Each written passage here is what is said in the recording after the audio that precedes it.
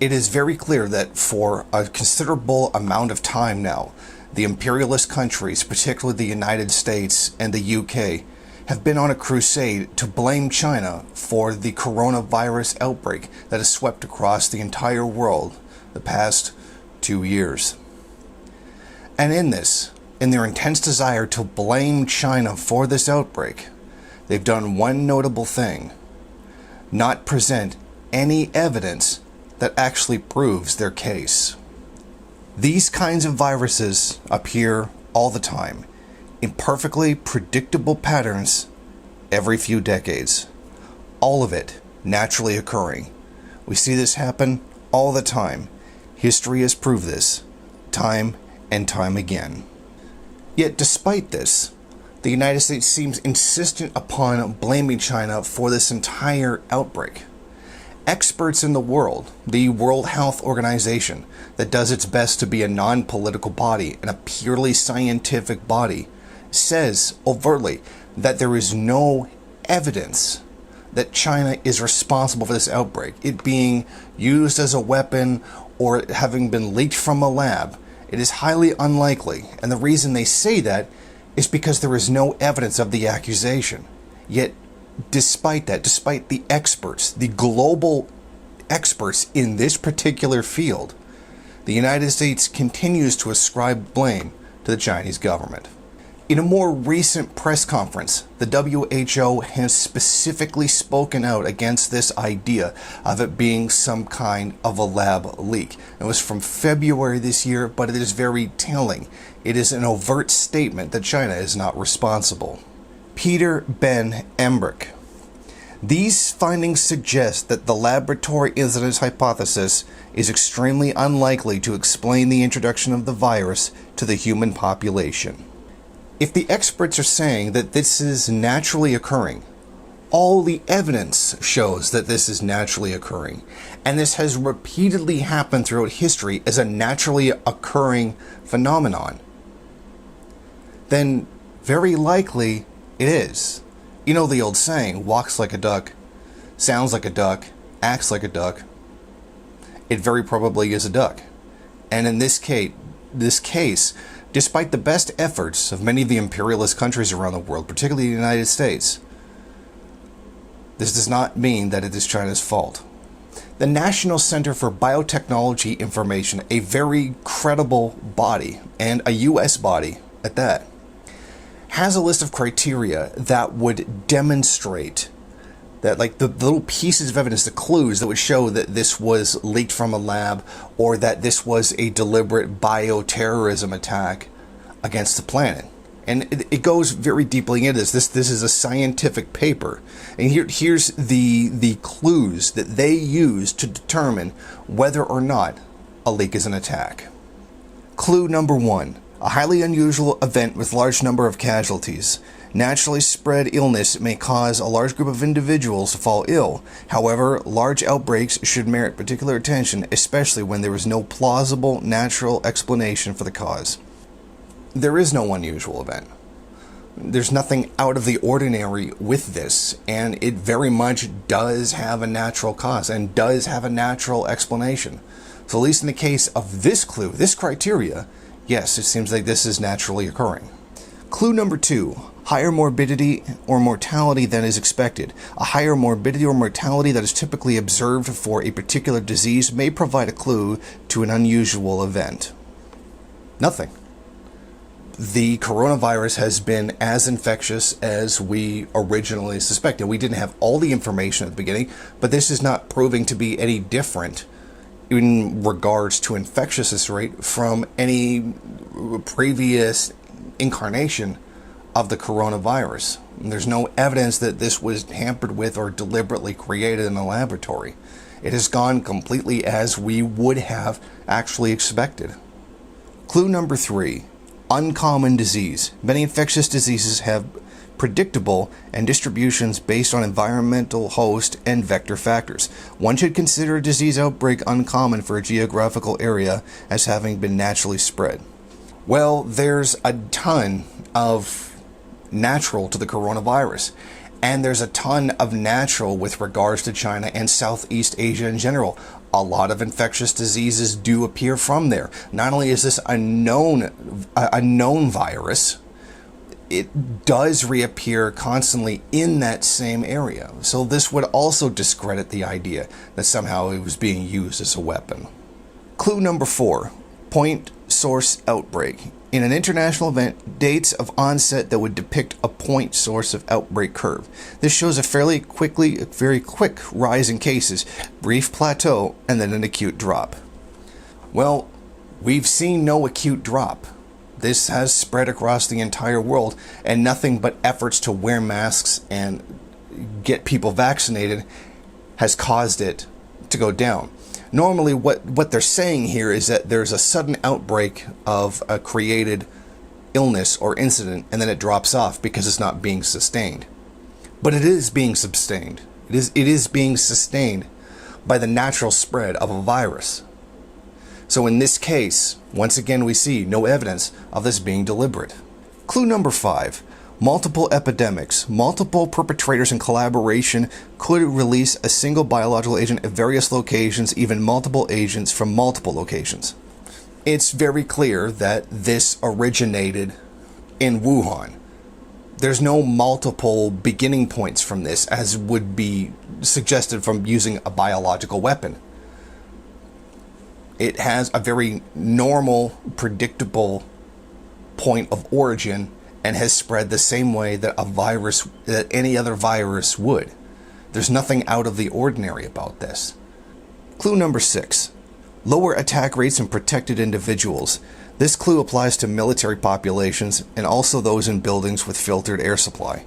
If we have seen anything from this illness, is that nobody is safe from it, regardless, even with all of the precautions that people do take. The infection rate remains fairly about the same. I mean, this has swept across the entire world and affected people exactly as numbers would have predicted, even those who refuse to accept the science of how viruses spread and refuse to wear masks, refuse to be vaccinated, etc.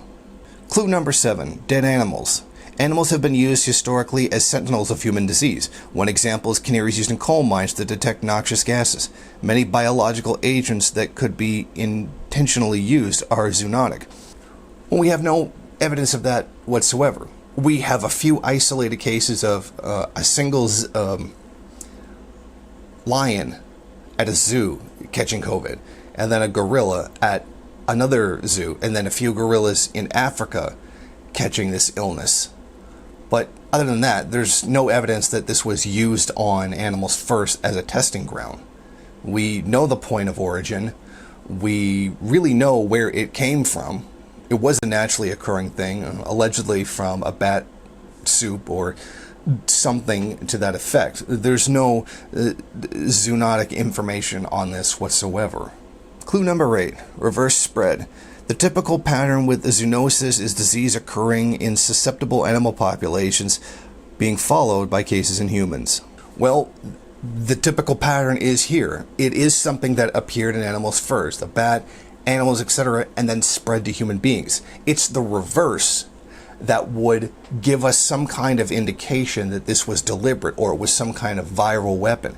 But that's not the case. We do see this happen. This kind of virus appears in animals all the time and then has spread to human beings from there. So once again, even by this clue, there was no evidence that this is man-made.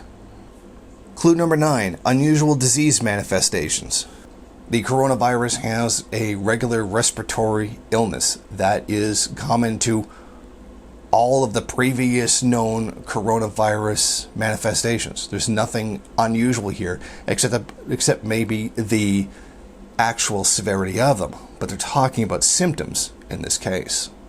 Clue number 10, downwind plume pattern. It is useful to plot locations where cases occur on a geographical grid or map. If affected cases are clustered in a downwind pattern, an aerosol release should be considered. Well, that's certainly not what we've seen. We do know it is airborne, but there's nothing to suggest that it moved in a downwind pattern that you would get from an aerosol, something that was deliberately weaponized.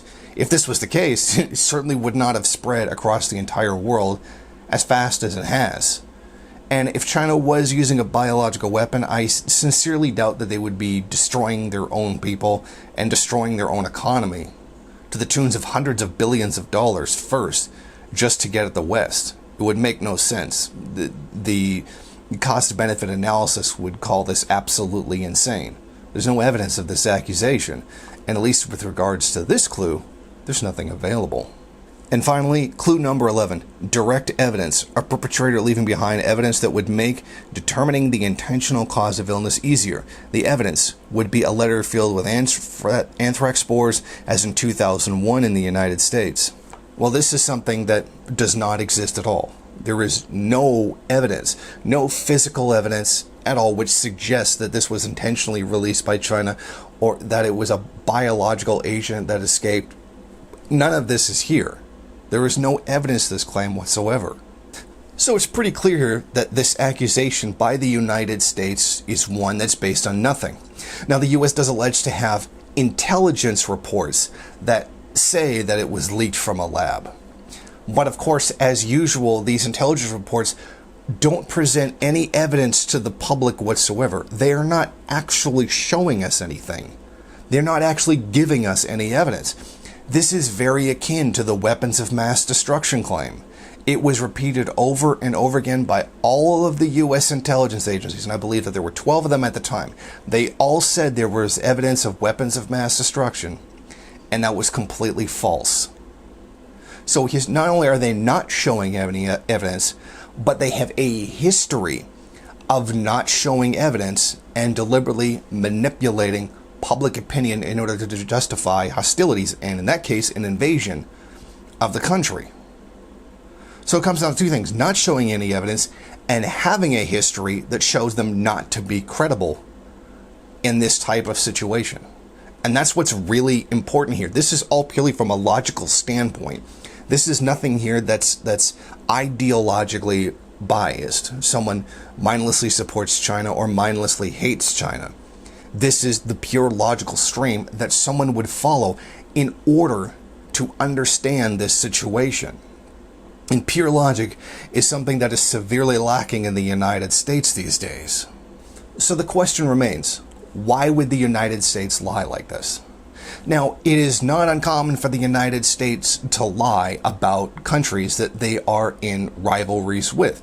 As I previously stated, with the weapons of mass destruction in Iraq, the lie about the Gulf of Tonkin incident, and numerous others throughout history.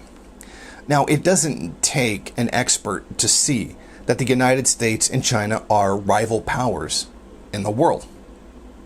In the last 2 decades, since China has finished industrializing itself and has begun spreading across the world, making connections with other countries, being involved in international business, creating many links in Africa and South America, that the United States would take exception to this, and that this is the source of the hostilities between the two countries. China is looking for connections across the world, and the U.S. is attempting to dominate the entire world through imperialist aggression, which it has done almost since the creation of the country itself. Now, this rivalry is very clear. There are finite resources in the world. And one of the things that causes imperialist wars is not only a monopoly stage of capitalism that requires them to access these, but a competition in order to keep control of them. We can even link this to the war in Afghanistan. The war in Afghanistan was about building a particular pipeline and about the massive amount of mineral wealth that are in the mountains and the soil of the country, which is one of the reasons why Canada was so highly involved in that, because we have a very large mining industry, particularly internationally. But it's very clear here that there's an attempt to undermine China, because China has been growing an influence in places where traditionally the United States is seen, and rightfully so, as an enemy, as an invader, a conqueror, a subjugator, an imperialist power, where China does not have that reputation, and they are able to move in with deals, high levels of consent, etc. And now we know that this has been a part of more recent competition between the United States and China, because as we saw with the G7 summit, the G7 announced its intention to build their own Belt and Road initiative to compete with the one that is being built by China. As China is building the infrastructure necessary to economically interconnect the entire world, the United States is falling behind, knowing that they will not have power over that infrastructure. So they have created their own to come up with this. And the problem is, of all these imperialist powers working together, I would like to see which one of them is going to fork over the bill to pay for that infrastructure. When it comes to, paying the bill, capitalism has not been very good at figuring out who's going to pay and then eventually getting that payment out.